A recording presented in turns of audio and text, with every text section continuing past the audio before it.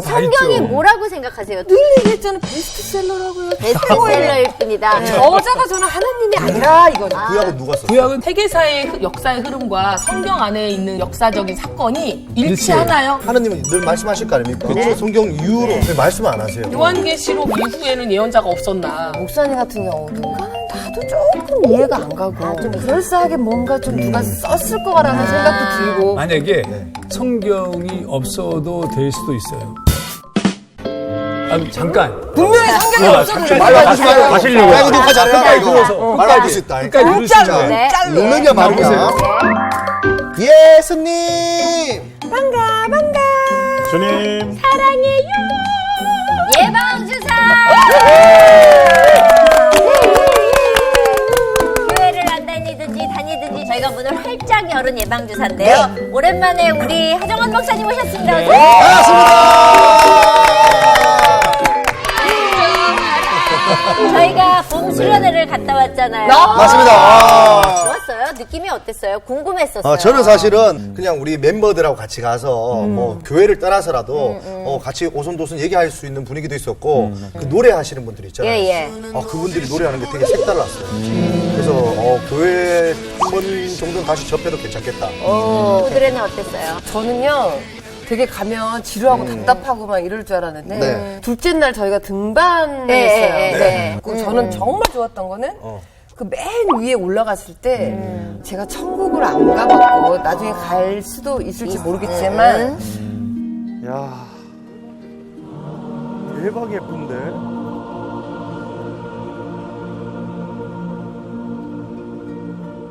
야 너무 예쁘다. 야 너무 예뻐. 우와 대박. 와 난 천국을 봤어.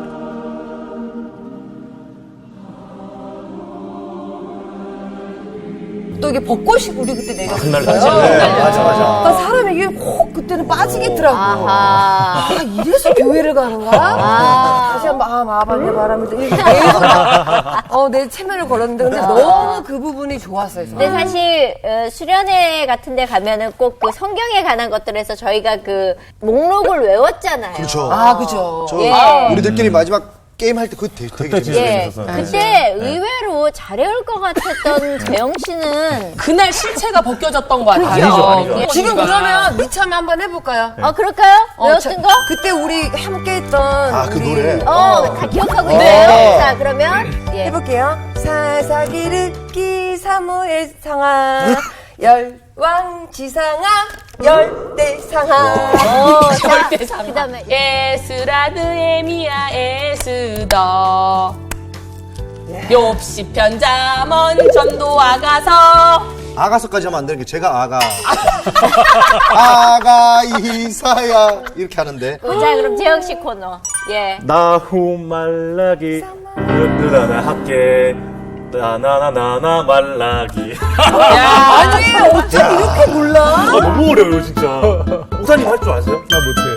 시작. 내가 안 준비했는데. 네, 예, 우리는 시작. 난 노래로 했어요. 노래로. 세기 출애굽기 레위기 민수기 신명기 여호수아 사사기 룻기 사무엘 상하 열왕기 상하 역대기 상하. 잘한다. 에스라드 에미야 에스더 어렵다니까요 진짜 여기. 아니, 욥시 그게 아니고. 편자먼 전도서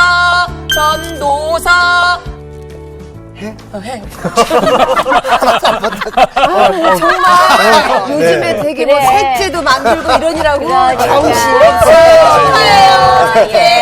네, 고맙습니다. 되게 당신은요.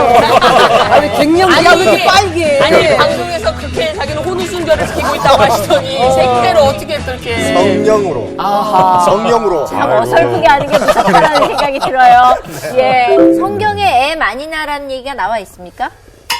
생육하고 번성하라는 말 자체가 이제 많이 나라 이런 역시 목사님. 성경에는 별걸 성경은 다 적어놓네요. 진짜 성경은 모든 대답이 다 그럼요. 들어있어요. 다 들어 이 내비게이션입니다. 삶에 대한 예, 예. 모든 게 다 다 들어 지침이 있습니다. 궁금한 거 물어보면 다 하는 그렇죠. 거예요? 다 성경이 있죠. 뭐라고 생각하세요, 두 분은? 성경이요? 예. 저는 늘 얘기했잖아. 베스트셀러라고요. 베스트셀러일 뿐이다. 그리고 인간들이 서로 얘기하다가 이렇게 뭐 좋은 말 하다가 야 이걸 책으로 엮어서 내면 어떨까? 그렇게 이렇게 됐다. 간단한 아, 모여가지고 서로 얘기하다. 야, 너 그 아이디어 좋다. 그래가지고, 야, 대박 뭐 이러면서 그러다가 이제 옛날부터 전해온 그런 얘기들을 묶었다. 총 집합한 거죠. 근데 제가 성경을 보니까 성경을 다 읽은 건 아니지만 왜 사람들이 이렇게 성경에 절실해하고 성경에 목말라 하는지 보면 이걸 보면 좀 사람을 알 수 있게끔 하는 것 같아요. 이걸로 하나님은 일깨워 주기 때문에 그 하나님이 들어있는 건 알고 있네요.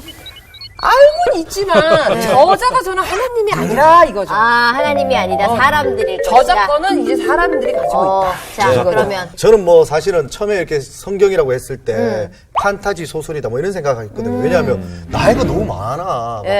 몇백 년 돼도 안 돌아가시고 막 그러니까 이상하더라고 얘기가. 그러다가 제가 요즘 성경책 딱 했을 때 궁금하거나 제가 답이 없을 때 이 성경책에 손 얹어놓고 딱 제가 원하는 답을 딱 한 다음 넘겨서 이게 딱 맞는 길을 찾아요. 제가. 초등학교 때 때문에. 점술인가요? 그래서 이게 왠지 뭔가 해답서다. 맞을 때도 있어요. 안에다가 이거는 아니에요. 이거 막 스톱! 그림으로 뭐 이렇게 해서 아 요거 몇 거다 한번 읽어보고 뭐 이렇게 해서 공부하는 차원에서 성경 씁니다. 공부하면서 뭐 궁금한 거 있었어요? 저는 성경 이거 대강 저는 사실 성경 공부를 한 적이 없습니다.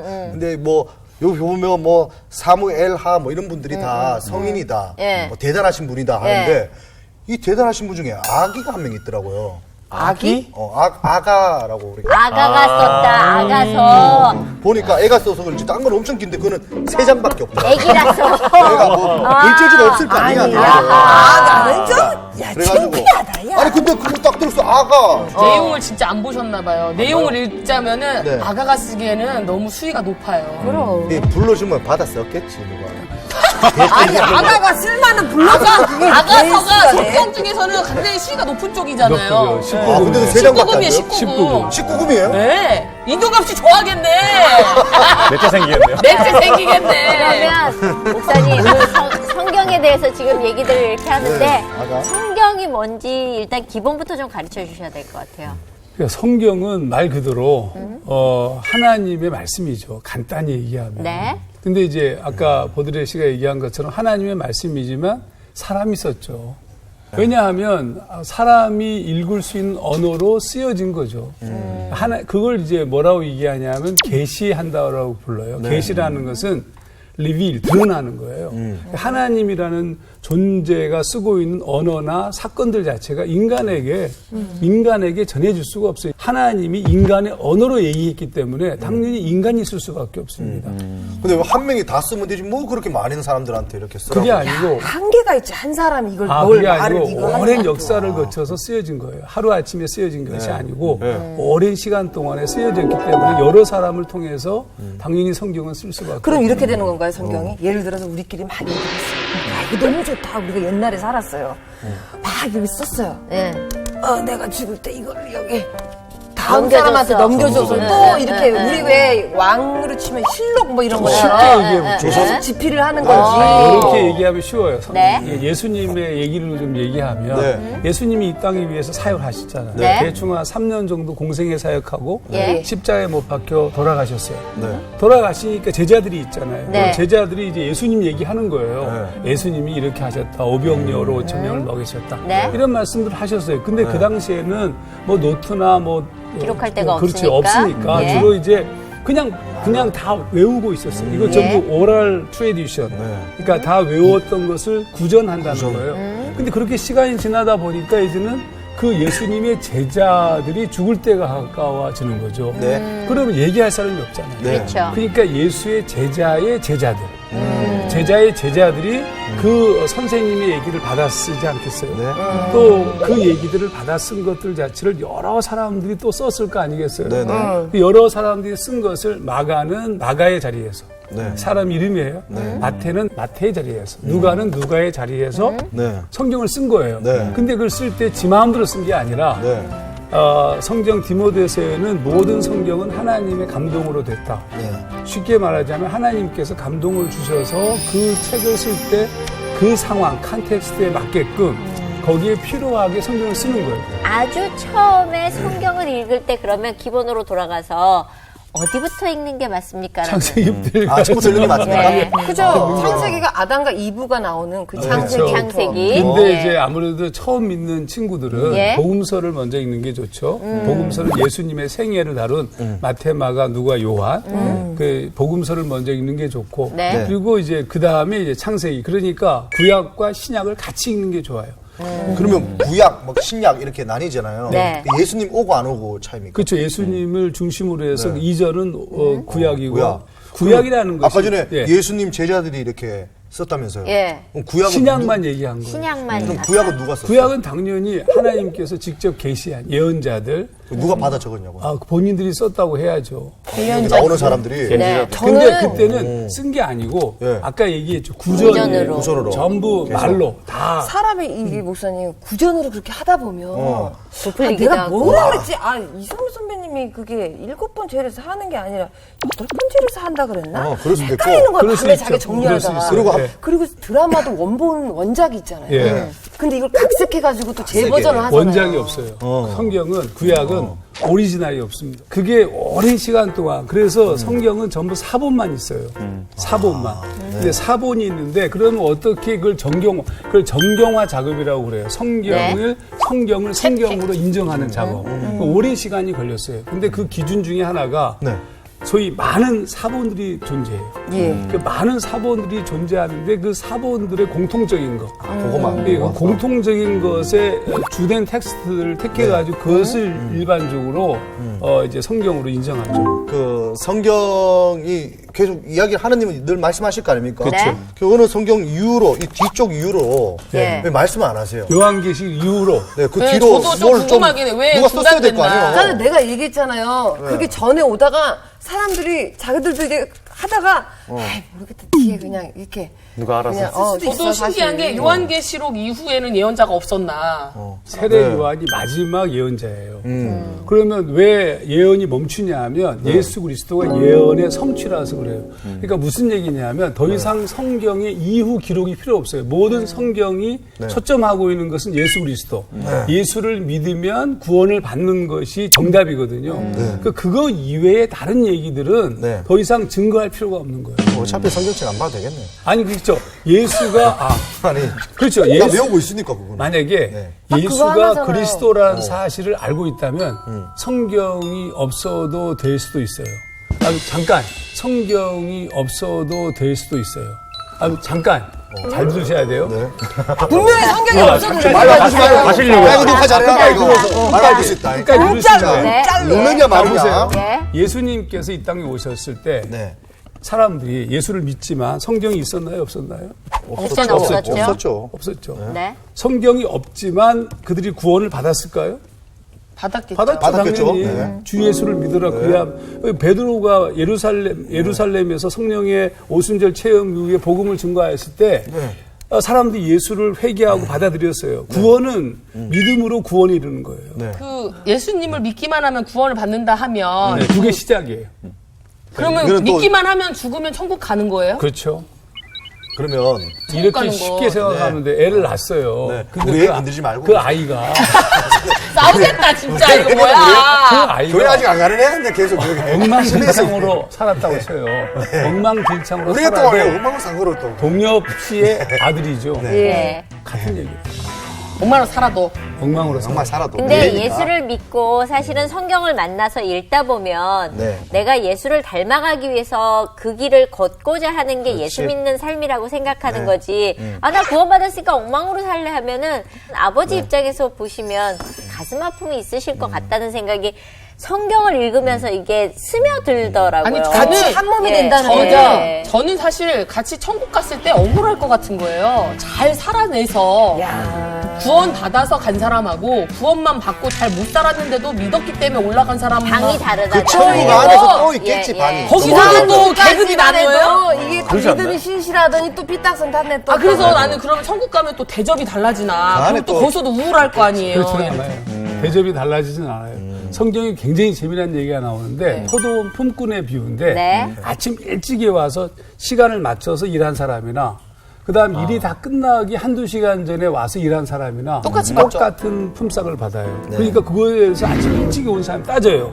아니 왜 이거 그러느냐고. 너무하지 않냐 그랬더니 그거는 주인이 내 마음이다 그랬어요. 그러니까 일찍 일어나는 무슨 얘기냐면 벌레를 잡진 않아. 간단히 얘기해요. 아침부터 일찍 일한 사람이나 이 세상에서 아무리 선한 사람이라도 자기 죄에서 스스로 자기 죄의 문제를 해결하고 이 세상을 살 수 있는 사람 한 명도 없어요. 그러니까 큰 죄냐 작은 죄의 문제를 하나님이 보실 때는 똑같은 거예요. 그러면 말씀에 이렇게 해야 된다라는 어떻게 살아야 된다라는 그거는 안 지켜도 문제는 구원받을 수 뭐냐면 있고. 우리가 예수 믿으면 구원받는데 예를 들어서 이제 보드레 씨, 죄송합니다. 동엽 씨가 셋째를 낳았어요. 아니, 그걸 헷갈릴 수가 있습니까? 셋째를 낳았어요.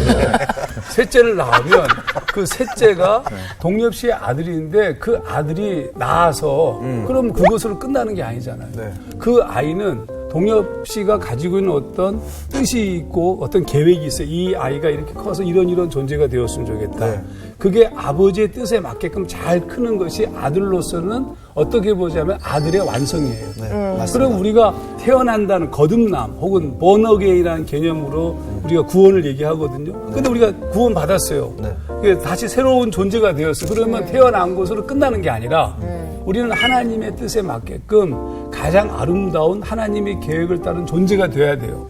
그 존재로 살아가는 데 있어서 매우 중요한 가이드, 또 우리를 인도하는 것들이 전부 성경에 들어있는 거예요. 성경 없이도 구원에 이르지만 예수를 믿음으로.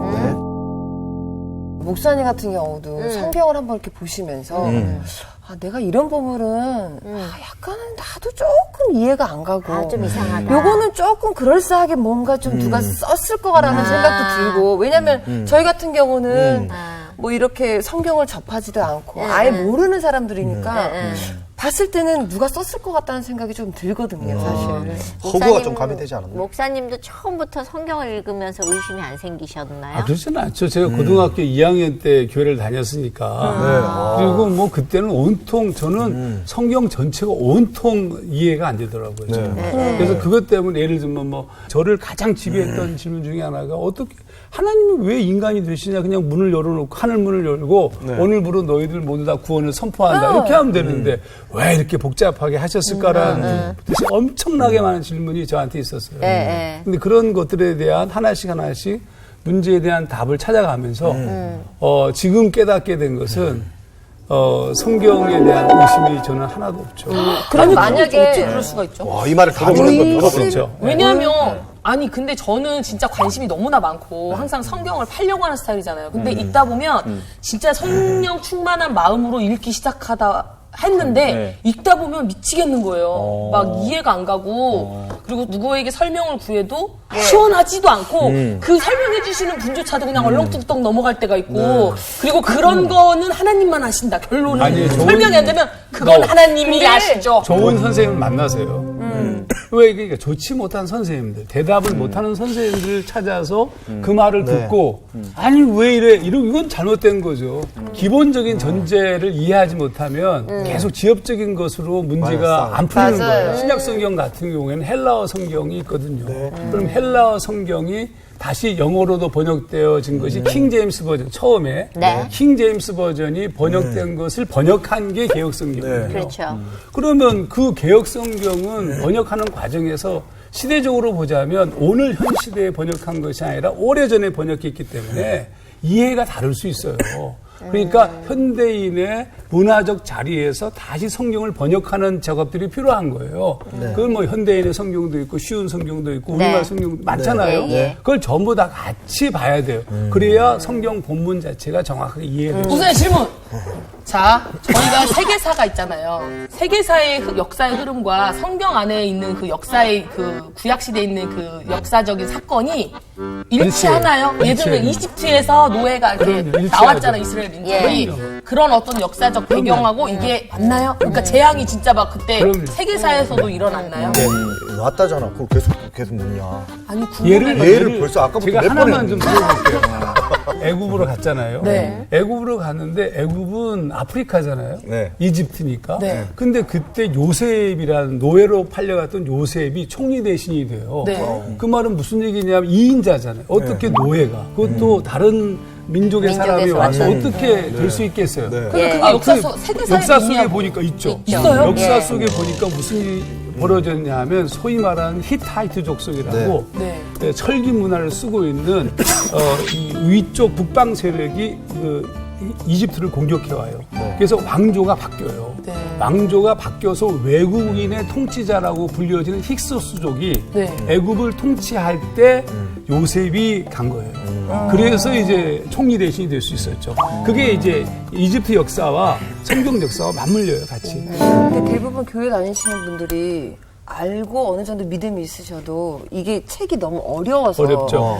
다들 그런 게 있더라고요. 성경 공부라고 모여서 공부들을 하고 막 이러더라고요. 그 공부를 하는 이유가 이제 그 주님에게 더 다가가기 위함인지 아니면 내가 성경을 이거를 알고 싶은 거죠. 더 근데 해석하는 게 힘드니까는 공부를 하는 건지. 두 개 다죠. 왜냐하면 알아야지 우리가 성경을 알아야 네. 공부를 수학 공식도 알아야 수학 그 공식대로 풀 수가 있잖아요. 하나님을 알면 그것에 대해서 풀려고 하니까 모여서 공부를 하는 거고 깨우치면 그렇게 또 살아내려고 애쓰는 거고. 근데 네. 저는 좀 안타까운 게 네. 사실 저도 이렇게 성경을 읽으면서 걸려 넘어지는데 조금 쉽게 하나님이 써주셨다면 쉽게 써주셨어요. 왜 이렇게 어려워요? 쉽게 써주셨는데 좀 신약 성경이 지금부터 2000년 전에 쓰여진 거잖아요. 그 2000년 전에 쓰여졌으면 2000년 전에 문화가 있고 언어가 있고 풍습이 있고 모든 그런 그릇이 달라요. 그 그릇이 다른 속에 담겨져 있는 것을 예를 들어서 예전에 옥동자는 예쁜 사람을 말했죠. 옥동자. 네. 근데 어느 날 개그맨 어떤 옥동자 이후에 옥동자 아니 선생님이 아니 옥동자를 낳으셨으면 그러면 막 절망하잖아요. 아, 전 또 근데 친한데. 할머니는 옥동자를 낳았다 그러고 굉장히 기뻐하지만 그걸 모르는 사람은 옥동자를 낳았다고 그쵸, 하면 요즘 젊은 같은- 엄마는 굉장히 상처를 받는단 말이에요. 원래 의미는 진짜 아름다운 아이라는 뜻으로 옥동자를 말한 건데 그 의사 선생님은 성경도 마찬가지라는 뜻이 2000년 전에 쓰여진 책이기 때문에 네. 그 시대의 문화, 풍습, 뭐 언어 이런 많은 것들이 지금 믹스돼 있어요. 네. 그러니까 목사님들이 하는 일이 뭐냐면 성경을 다시 해석하는 거예요. 원래 오리지널 미닝, 원래 본래적 의미가 뭐냐. 그래서 성경을 공부하려면 고고학부터 시작해서 언어, 인류, 문화 상당히 넓은 학문적 바탕을 통해서 성경을 해석해야지.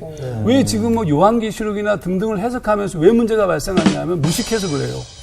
왜냐, 이 성경 자체를 문자로 해석하는 거예요. 예를 들어서 666 얘기했어, 666.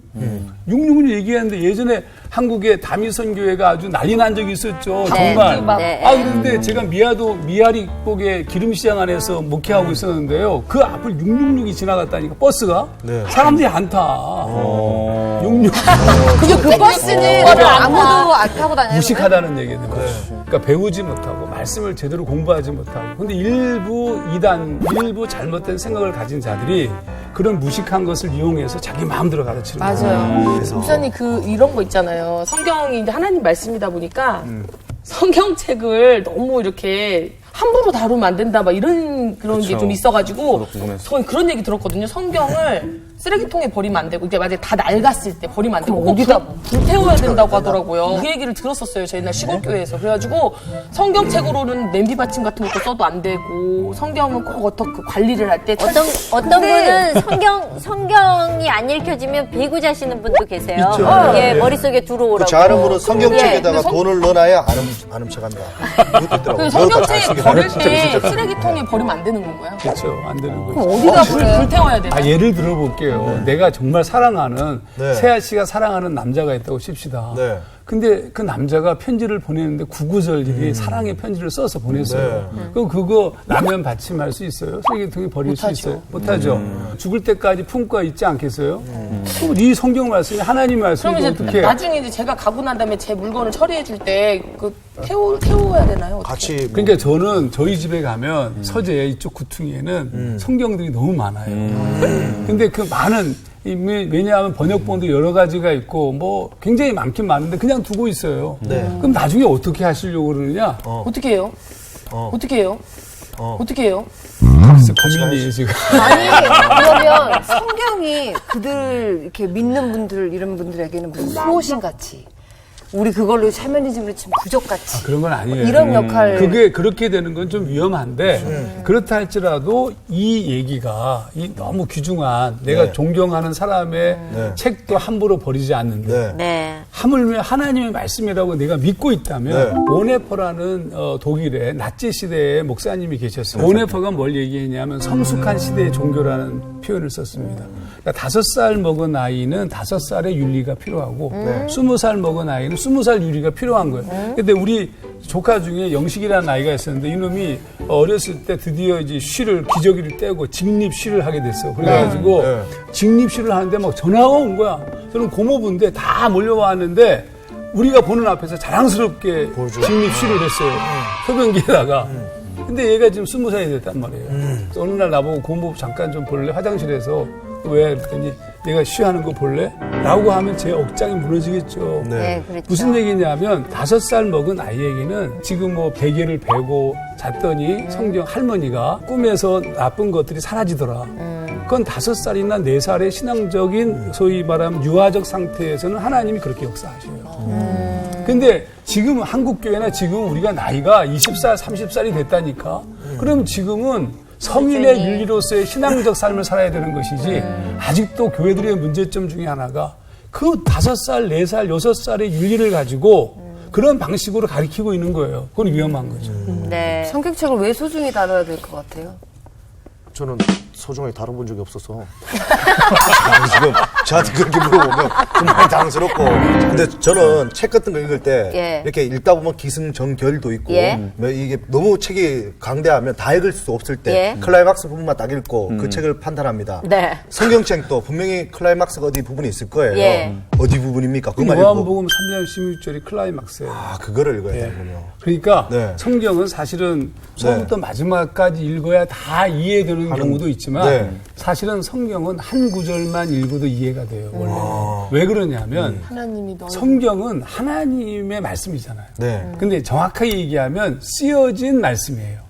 아직 해석되지 않은 거고 드러나지 않은 말씀. 그러니까 어떤 사람은 만약에 진짜 이게 하나님 말씀이면 네. 한 줄만 읽어도 사람은 죽어요. 아니 하나님이 지금 말씀하신다고 쳐보세요. 지금 대통령이라도 지금 한마디 거의 똑바로 뻑뻑 앉지 죽는데. 못해. 예, 이러면 예. 그냥 죽는 거예요 우리가. 네, 예. 그러니까 결국 우리가 읽어도 하나님의 말씀으로 읽지 않고 있는 거예요. 네. 그러면 하나님의 말씀이 하나님의 말씀으로 들리기 위해서는 성령의 감동이 있어야 돼요. 하나님의 감동이 없이는 성경이 읽혀지지도 않고. 믿어지지도 않고. 그러니까 이 문제는 어떤 문제냐면 비밀이에요, 성경은. 그래서.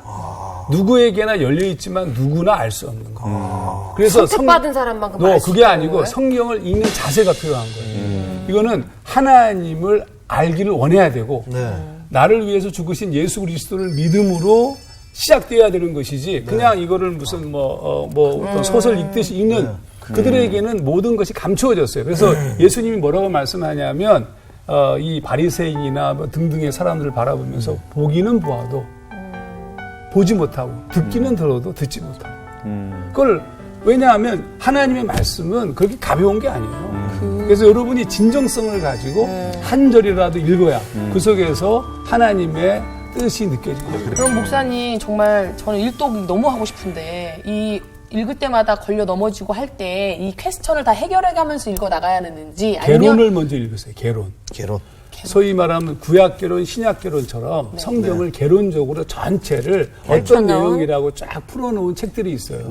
제가 일독을 정말 여러 번 했는데 계속 저는 너무 못 읽겠더라고요. 성경에 궁금증이 있다면 끝까지 읽어내고 나서 그 다음에 질문이 들어가는 게 맞다고 생각했던 맞아요. 게 이게 중간에서 끝나면 뒤에 앞에 문제를 해결해주는 문장들이 있는데 우리가 반만 읽은 거잖아요. 그러니까 저는 성경을 끊임없이 읽어봤더니 답을 하나님이 뒤에 주시는 것들 그리고 공부하면서 얻는 것들이 연결이 되니까 풀려나가기 시작했거든요. 사실 그래서 성경이 레위기 읽으니까 어려워요. 어려운 거 지나가고 민수기 신명기를 쭉 읽다 보니까 어느 날 역사서와 함께 이렇게 가르쳐 주시는 분을 만나니까 맥이 이렇게 잡힌다라는 게 뭔지 알 것 같아요. 그러면 그냥 퀘스천이 내위기기. 생겨도 그냥 일단은 읽어 나가는 게 그렇죠. 중요한 그거 거예요. 중요해요. 그러면 읽다 보면 그게 풀려요. 자, 오늘 제일 어려운 사실은 성경은 이게 시작도 없고 끝도 없고 어디서부터 어디까지 얘기하는 게 맞나 싶을 정도예요. 이게 파면 팔수록 점점 어렵기도 하고 알면서도 모르겠고 모르면서 알아가는 책이 아닌가 싶거든요. 그냥 저는 보니까는 네. 오늘 보겠어요. 막 이게 너무 따져도 뭐 답도 솔직히 저는 모르겠다. 모르겠더라고요. 답은 그래서 예. 그냥 의심하지 말고 오, 읽어봐라. 그냥 쭉 읽다 보면 한번 그냥 쭉 끝까지 목사님 말처럼 가보자. 읽어볼 필요는 있을 것 같아요. 세아는 오늘 어땠어요? 저는 오늘 좀 목사님한테서 조금 뭔가의 명쾌함을 찾은 것 같아요. 제가 약간 진짜 처음부터 끝까지 그 어떤 맥락을 모르고 여기서 본 거 가지고 또 저기서 본 거 가지고의 의심이 많이 들었었던 것 같았는데 말씀하신 것처럼 한번 좀 힘들더라도 끝까지 일정을 한번 하겠다. 읽어내봐야 될 것 같아요. 예. 목사님 마무리해 주셔야 될 것 같아요. 성경 어렵습니다. 성경 어렵습니다. 성경은 어렵지만 쉽습니다. 어렵다는 말은 우리가 해석하려고 해서 어려운 것이고 쉽다는 말은 그분이 우리에게 감동을 주시면 그것이 이해되기 때문에 쉬운 겁니다. 근데 우리는 지금까지 성경을 내가 이해하고 내가 공부하고 이렇게 하거든요. 굉장히 위험한 태도이고요. 성경을 읽는 것보다 먼저 돼야 되는 것은 마음의 태도입니다. 그러니까 내 마음이 소위 말하면 믿음의 마음으로 또 하나님을 신뢰하는 마음으로 읽기 시작해 거기서부터 시작이죠. 뭐 그렇지 않더라도 뭘 알기 위해서 성경을 읽는 것도 나쁘진 않습니다만 일단 우리가 예수를 믿기로 결정하였다면 믿음에 대한 기본 태도에서 성경 읽기는 시작돼야 됩니다. 네. 자, 오늘 얘기를 하면서 사실 성경 안 믿는 분들은 뭐 성경 그거 아우 듣기만 해도 머리 아파하시는 분들 계실 텐데 그래도 혹시 궁금하시면 첫 장부터 한번 시작해 보시면 어떨까 싶습니다. 오늘 여기까지입니다. 저희 다음 시간에 뵙겠습니다. 감사합니다.